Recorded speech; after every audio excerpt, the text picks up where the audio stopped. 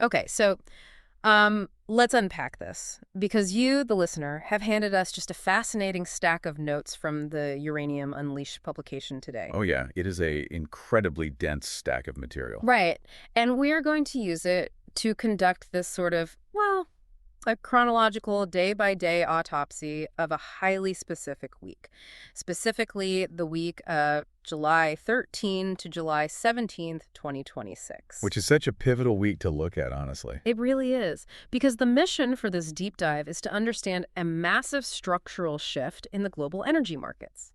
I mean, you have a raw commodity that is holding steady at a very healthy $85 a pound. All right, 85 and change, yeah. And at the exact same time, you have the companies pulling that commodity out of the ground, and their stock is crashing by like 41%. Which just looks totally broken on paper. Exactly. It looks like a completely broken market, especially when you add in the fact that utility companies are out there practically begging to buy that exact same material on multi-year contracts at a massive premium to the current price. Yeah, none of that math works if you are just looking at the surface level. Right. So we have to figure out why. And I know you have a clear thesis on this. I do. Well, what's fascinating here is that the central thesis playing out over these 5 days is all about a bottleneck. Specifically, the primary bottleneck in the nuclear fuel cycle actually migrated. He migrated how exactly? Well, for years, the entire market was obsessed with the upstream. Like literally just getting the physical rock out of the ground. Digging up the yellow cake. Exactly. Oh. But this specific week proved that the true constraint isn't the rock anymore. It is the downstream enrichment process. The centrifuges. Right, what happens inside the centrifuge. Yeah. And what we saw between Monday and Friday was that the U.S. government, the public equities market, and the utility sector all basically woke up to this reality. Even though they were all signaling it in, like, completely different ways. Very different ways, yeah. Okay, so if this bottleneck is migrating, we really need to trace exactly how the market digests that reality in real time, which means we should start at the beginning of the week. Monday, July 13th. Yes, Monday, where this sort of invisible policy plumbing was quietly being laid, right?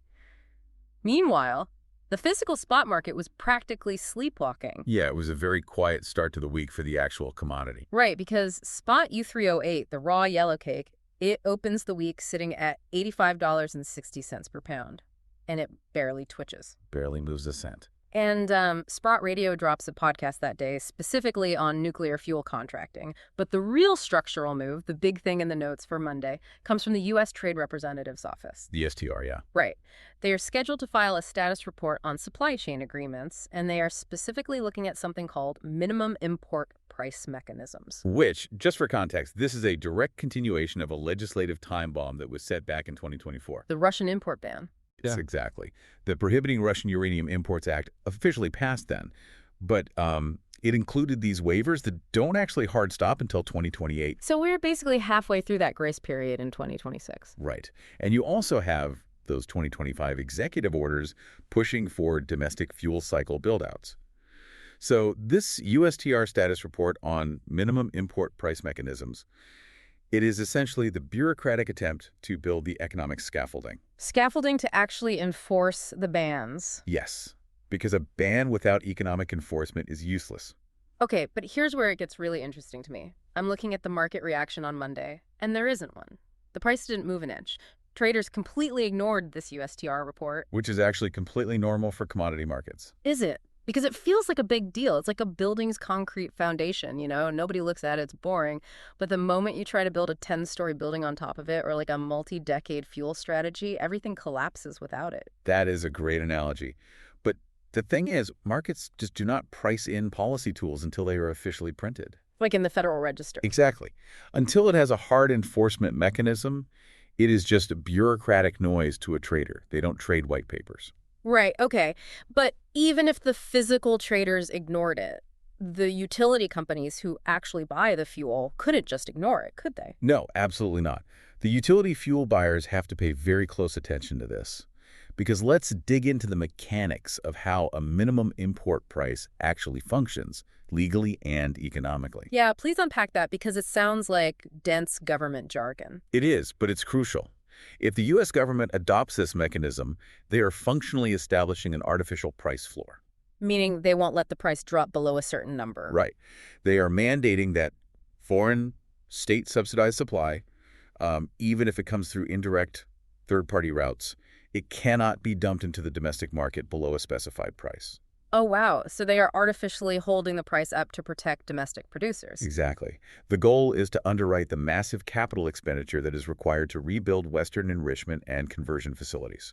Because nobody is going to spend $1 billion building a facility if cheap Russian fuel can just undercut them tomorrow. You nailed it. It guarantees them a baseline return on that investment. So the USTR is essentially threatening to penalize any utility that tries to hunt for cheap, subsidized foreign fuel on the spot market. Precisely. And if you are a utility executive, right, someone managing a nuclear fleet, your entire mandate is baseload reliability. You have to keep the lights on. Right, 24/7.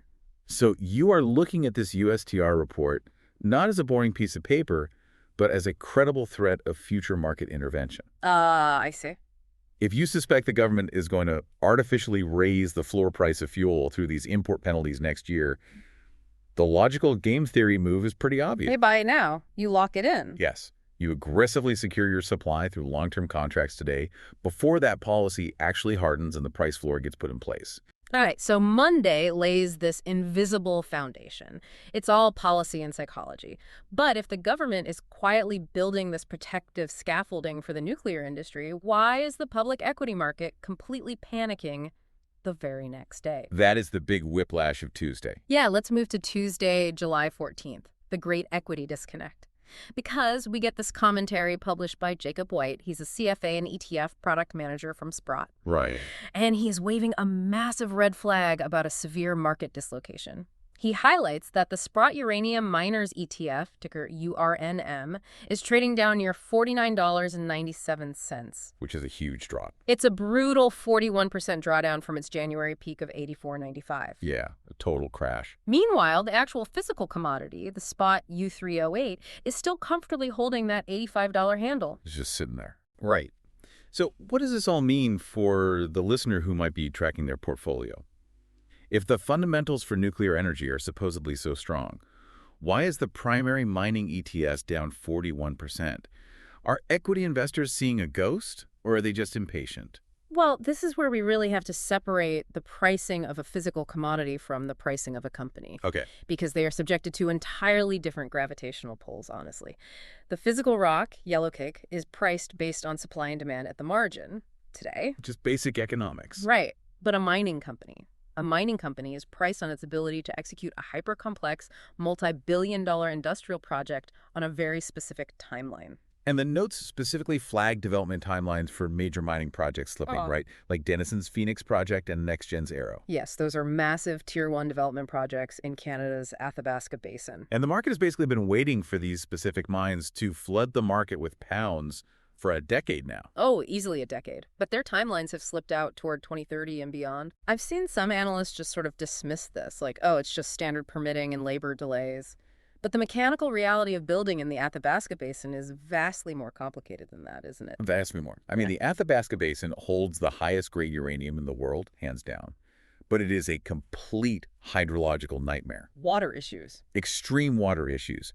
The ore bodies are often sitting directly beneath massive underground aquifers. Oh, wow. So you have to mine under a lake, essentially. Basically. So to mine something like NextGen's U₃O₈ or to utilize the in situ recovery method they want to use for Denison's Phoenix, you aren't just digging a hole. What are you doing then? You are dealing with ground freezing technologies. You have to freeze the earth to keep the water out. You're dealing with incredibly complex fluid dynamics and unprecedented environmental reviews. That sounds incredibly expensive and slow. It is both.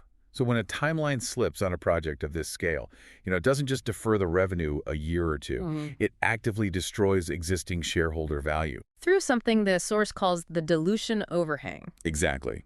Near-term production risk and dilution overhangs.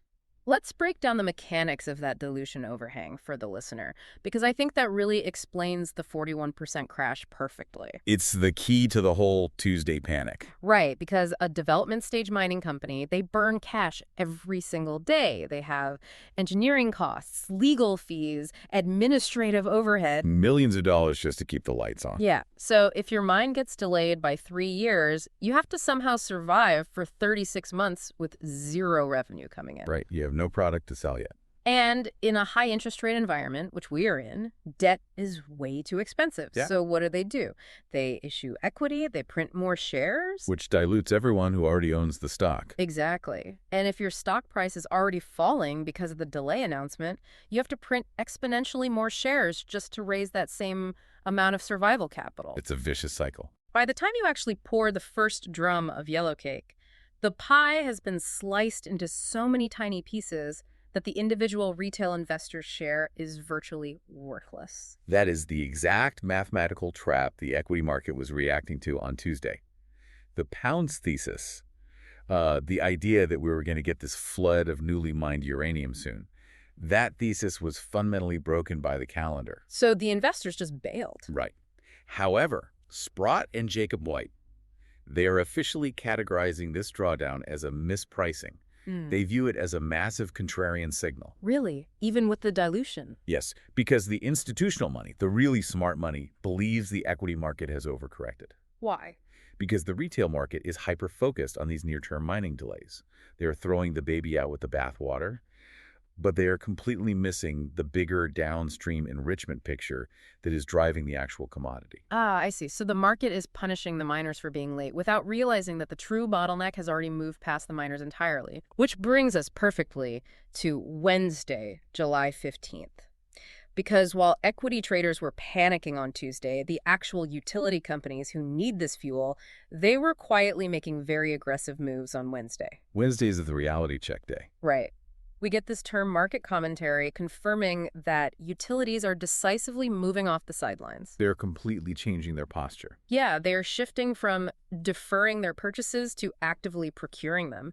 And the long-term contract prices they are agreeing to, they are remaining well above that $85 spot price. And that spread, the term versus spot spread, is arguably the most important metric in the entire nuclear fuel cycle. How so? Well, when you see utilities signing multi-year contracts at, $95 or $100 a pound, while the spot market sits sleepily at 85, you are essentially seeing institutional panic disguised as procurement. I actually want to push back on that a little bit because a $10 or $15 premium, that doesn't sound like panic to me. It just sounds like a standard insurance premium for long-term security. I hear that, but it's deeper than that. I mean, why wouldn't a utility just buy it cheap today on the spot market for a year or two, bridge the gap, and wait for the long-term prices to cool down? Because the spot market in uranium is fundamentally illiquid. It is not like the oil market or copper. You can't just buy whatever you want. No, not at all. You can't just call up a broker on a Tuesday and say, hey, I need 3 million pounds of U₃O₈ delivered next week. The global spot market might only see maybe a few 100,000 pounds trade hands in a given week. Oh, wow.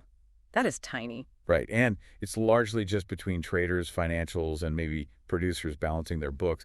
It's paper trading mostly. So what happens if a real buyer steps in? If a major utility fleet attempted to actually procure their massive baseload requirements via the spot market, the sheer volume of their bids would violently gap the price up against themselves. So they would drive the price up with their own demand. Exactly. They would end up paying $120 a pound before they even filled a fraction of their order. Okay, that makes sense. So they are forced to use the term market.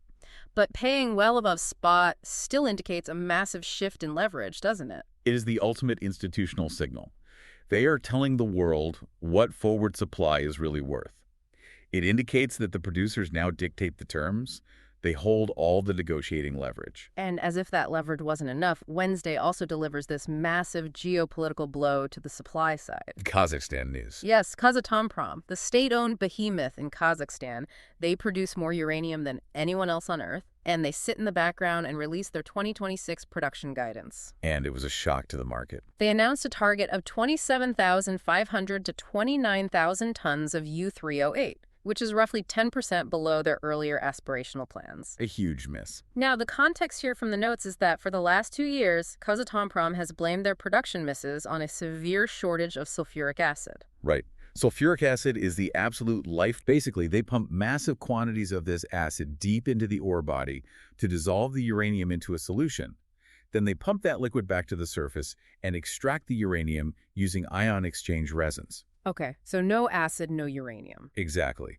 And the supply chain for that acid was totally fractured in 2024 and 2025. But, and this is the kicker, The source notes that the sulfuric acid shortage is actually stabilizing for 2026. They are finally getting the acid they need. Which makes the guidance cut even more alarming. Right, because it's like they finally fixed the broken transmission in their delivery truck, which was the acid issue. But we just realized the truck itself is 10% smaller than they promised. That is exactly what happened. The market fundamentally misunderstood the cascading long-term effects of ISR mining. What do you mean by cascading effects? Well, the narrative was that Kazatomprom simply turned the spigot off because they didn't have acid.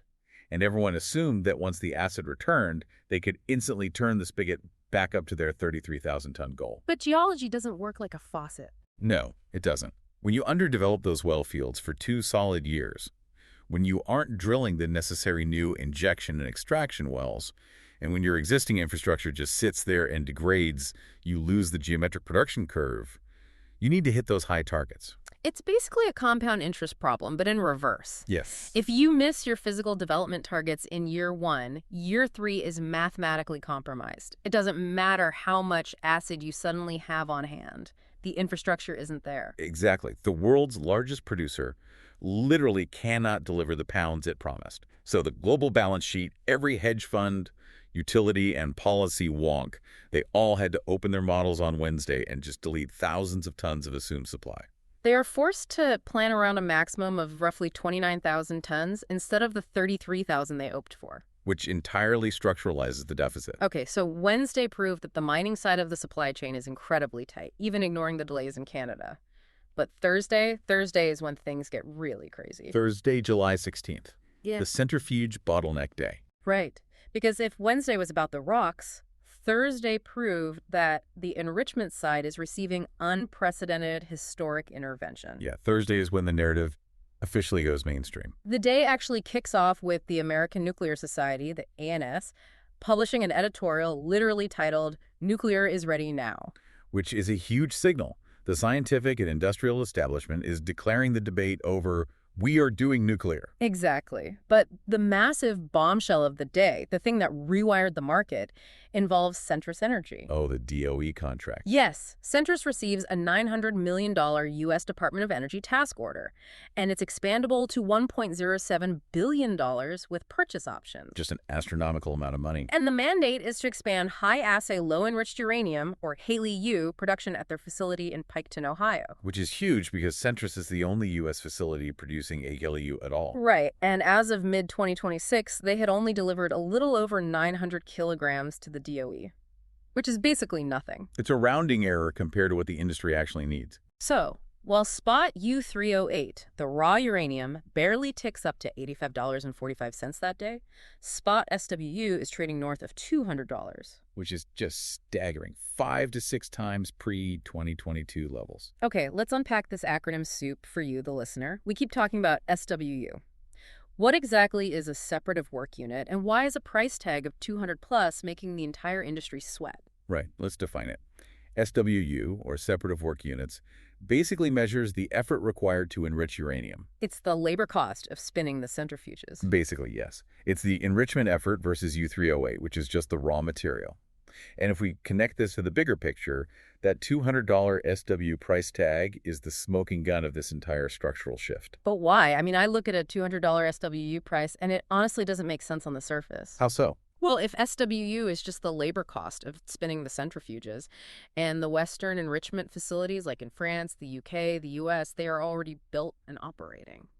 So why does the cost 5x just because Russian supply is banned? The electricity powering the centrifuges didn't get 5 times more expensive overnight. That is the perfect question to ask. Right. The physical footprint of the buildings didn't change. No, it didn't. The price didn't spike because the operating costs rose. It spiked because of supply elasticity and the literal physics of the enrichment cascade. Explain the physics part. Well, as we established, natural uranium coming out of the ground is only 0.7% U₃35, which is the fissile isotope. Your part that actually makes the energy. Exactly. But a standard commercial reactor needs fuel enriched to around 4 or 5%. So the centrifuge spins, and it separates the lighter U₃35 from the heavier U₃38 waste. Okay, simple enough. And before 2022, Rosatom, the Russian state nuclear company, they possessed roughly 45% of the world's commercial enrichment capacity, right? Yes. They had vast, vast arrays of extremely efficient centrifuges. So when the 2024 ban legally amputated that Russian capacity from the Western market, the Western enrichers, companies like U₃O₈ and Urano, they faced this massive capacity deficit. They simply do not have enough physical centrifuges to meet the contracted demand for that 5% enriched fuel. So how do they fulfill their contracts? If you lack the machine capacity to spin the material for the optimal amount of time, what do? You utilize a process called overfeeding. Overfeeding. Right. This is the connective tissue between the downstream bottleneck and the upstream rock, isn't it? It is the most important mechanical concept in the market right now. Explain overfeeding. In a normal, balanced environment, you want to extract as much U₃35 from the raw feed as economically possible. Because a rock is expensive. Right. Yeah. But extracting the maximum amount requires a lot of SWU, a lot of spinning time in the machine. But when SWU is the bottleneck, when you literally don't have enough machines or enough time to spin it properly, you change the math. You shove significantly more raw U₃O₈ into the cascade, and you spin it for a much shorter duration. Oh, wow. You still get your 5% enriched product out the top on time. But the tails, the waste material that comes out the bottom, it contains a much higher percentage of unextracted U₃35. Wait, really? So you are intentionally wasting the raw commodity just to save time on the machine? Yes, exactly. Because Western enrichers are forced to overfeed their cascades to compensate for the missing Russian machines, they require millions of additional pounds of raw U₃O₈ just to produce the same amount of finished fuel. That is wild. Yeah. The downstream bottleneck in the centrifuge radically amplifies the demand for the upstream rock. It creates a synthetic demand shock for yellowcake. So that explains the $200 SWU price for standard commercial fuel. It's capacity panic. But the billion-dollar Centris contract we talked about on Thursday, that is specifically for HALEU, which is a different operational reality entirely, isn't it? Completely different. Because standard reactors need 5% enrichment. But there is a massive wave of next-generation advanced reactors coming. Right. Small modular reactors designed by companies like TerraPower, X-Energy, Kairos, and U₃O₈. They are waiting in the wings.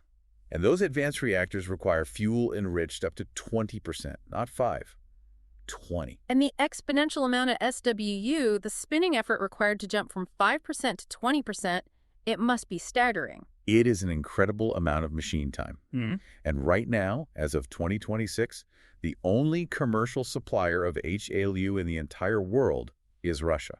So the entire Western advanced nuclear sector, which has billions of dollars in private capital, backed by tech companies desperate for AI data center power, they are bottlenecked by the fact that the fuel literally does not exist. Which is exactly why the DOE contract on Thursday is so pivotal. Because the U.S. federal government is heavily underwriting Western enrichment. Right. The U.S. Treasury is functionally underwriting the creation of a brand new industrial supply chain. They are mitigating the capital risk for Centris. The $1.07 billion contract converts a theoretical market thesis like, hey, we don't have enough enrichment into a Treasury-funded supply-side reality. The government is basically signaling that they will pay whatever premium is necessary to domesticate this capability.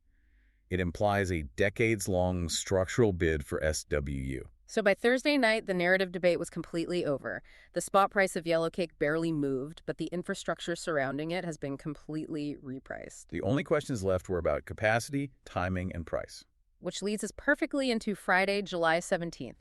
The end of the week is all about the weekly synthesis and positioning for the next major catalyst. The tape on Friday is just a masterclass in market divergence. Yeah, because spot U₃O₈ closes effectively flat for the week at around 85.45. Spot SWU remains stubbornly pinned above $200. And the miners ETF, URNM, closes near 49.97, basically barely moving off its lows from the Tuesday crash. The tape is telling you two entirely different stories at once. Spot yellowcake is taking a nap, but the rest of the fuel cycle, the centrifuges, the long-term contracts, the government policy, it is absolutely screaming. And institutional investors are looking at this bizarrely fractured landscape, and their eyes immediately shift to the next catalyst, July 31st. Cameco's upcoming Q2 2026 earnings report. Yes. Cameco is the 800-pound gorilla of Western uranium producers. And the notes indicate that the smart money isn't just looking for standard top-line revenue beats. They are digging into highly specific, granular metrics to validate the signals we saw this week. Exactly. Let's start with Cameco's realized price. Right. Earlier in the year, Cameco provided guidance that their realized price for uranium sales would land somewhere between $85 and $89 per pound. But as we discussed with the utility panic on Wednesday, Cameco doesn't sell into the spot market. No, their revenue is derived from a massive portfolio of multi-year term contracts. It's a blended average, right? Yes. They have older contracts they signed back in 2019 when uranium was at $30, Right. and they have newer contracts they're signing today at $100. So if Cameco reports a realized price that blows past that $89 ceiling, say they print a realized price of $92 or $94, It is the ultimate empirical validation of the term market strength. it proves that the aggressive utility contracting isn't just an anecdotal rumor. It is actively flowing onto the balance sheets of Tier 1 producers. Right. It means the older, cheaper contracts are burning off faster than expected, and the newer, aggressively priced contracts are dominating their revenue mix. The enrichment tailwind is finally trickling down to the upstream producers. But there is also a geopolitical landmine buried in the Cameco report that the source highlights. Oh, the Inkai joint venture. Yes, what is going on with Inkai? So Inkai is this massive, highly profitable ISR mine in Kazakhstan, and it's jointly owned by Kazatomprom and Cameco. For years, the physical geography of getting Cameco's share of that uranium out of Kazakhstan and to Western markets was simple. You put it on a train, run it straight north through Russia to the port of St. Petersburg, and put it on a ship. A route that is now politically, legally, and financially radioactive. Exactly. So Cameco, like all the other Western entities operating in Central Asia, they have been forced to utilize the Trans-Caspian International Transport Route. Also known as the Middle Corridor. Yes. Let's detail the logistical nightmare of this middle corridor, because I think it perfectly explains why utility buyers are so anxious about supply chain friction. It is a logistical nightmare. Because to avoid Russia, you have to take the uranium from the mine in Kazakhstan and put it on a train to the port of Aktau on the Caspian Sea. Right. Then you have to load it onto a specialized vessel just across the Caspian Sea to Baku, Azerbaijan. Which is already a huge choke point. And it goes back onto another train, travels all the way through Azerbaijan and Georgia to a port on the Black Sea like Poti. And we aren't even done yet. No. Then it gets loaded onto another ship to cross the Black Sea, navigate the Bosporus Straits, and finally reach the Mediterranean and the global market. It requires multiple mode changes, rail to ship, across multiple sovereign borders, in regions with massive geopolitical friction. And you are utilizing maritime routes with severe vessel capacity limits and astronomical insurance premiums. It's incredibly fragile. So when investors listen to the Cameco earnings call on July 31st, they're listening for any hint of distress regarding these Inkai deliveries. Like, are shipments stalled in Baku? Are there vessel shortages on the Black Sea? Because if Cameco's share of Inkai is delayed, Cameco literally has to go into the spot market themselves to buy pounds just to fulfill their own utility contracts. Oh, wow. Which creates a massive short squeeze dynamic on the spot market. Exactly. The producer becomes the buyer. Which perfectly tees up the final background catalyst the source mentions for Friday, and that is the Sprott Physical Uranium Trust, or SPU. SPU is arguably the most fascinating financial mechanism in the entire commodity space. It really is. It is a closed-end trust traded on the public market, but it features an at-the-market, or ATM, issuance vehicle. Let's explain how that ATM mechanism actually functions, because it is the literal definition of a one-way liquidity valve. Okay, so when the trust's unit price trades at a premium to its net asset value, meaning retail and institutional investors are buying the stock heavily. The ATM automatically issues new units into the market. Right, and it takes the cash from that issuance, goes directly into the physical spot market, and buys raw U₃O₈. And here's the absolutely critical part. They do not sell it back. Ever. They take those physical pounds, put them in a conversion facility vault in Canada, France, the U.S., and they sequester them permanently. Unlike a trader or a hedge fund that buys cheap to sell high later. Right. SPUT removes those pounds from global liquidity forever. It's basically a black hole for uranium. It really is. Yeah. And in a spot market that we've already established is incredibly thin and illiquid, if SPU suddenly goes on a buying spree, the impact on price is violent. The source notes that physical buying by SPU has historically been the most reliable short-cycle price mover. Yes. If the spot price drifts down to $84 due to just a lack of trading volume, and the broader equity market suddenly catches a bid that pushes SPU into a premium, SB will step in, sweep the floor of available pounds, and instantly tighten the market. They act as a physical floor mechanism in the market, operating right in tandem with the USTR's policy floor mechanism that we talked about on Monday. Wow. It all connects. This has been an incredibly dense mechanistic journey through the structural rewiring of a market. It really is a fascinating week to study. I mean, we started on Monday with the USTR laying invisible legal frameworks for price floors. Tuesday showed us the brutal reality of dilution overhangs crashing the public equity of upstream miners. Wednesday revealed the illiquidity of the spot market and the degradation of those Kazakh well fields. And then Thursday brought a billion-dollar Treasury intervention to solve a centrifuge bottleneck driven by the crazy physics of overfeeding. And Friday left us just holding our breath for geopolitical logistical snarls in the Caspian Sea. The bottleneck officially moved from the rock to the machine. The entire week is just a textbook illustration of how capital organically reorganizes itself when a market hits a binding physical constraint.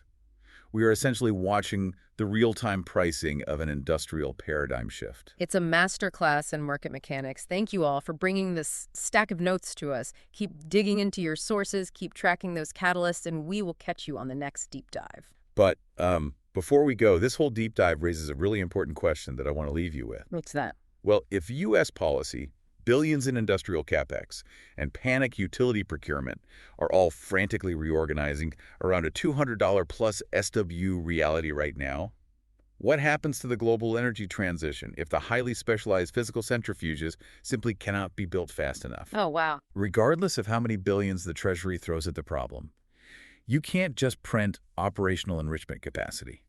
You cannot print the supersonic carbon fiber rotors, and you cannot rapidly manifest the highly specialized nuclear engineers required to operate the cascade. That is a chilling thought. So if the bottleneck isn't a lack of capital, but rather the unforgiving constraints of physics and time, how high does the price of a guaranteed fuel supply really have to go?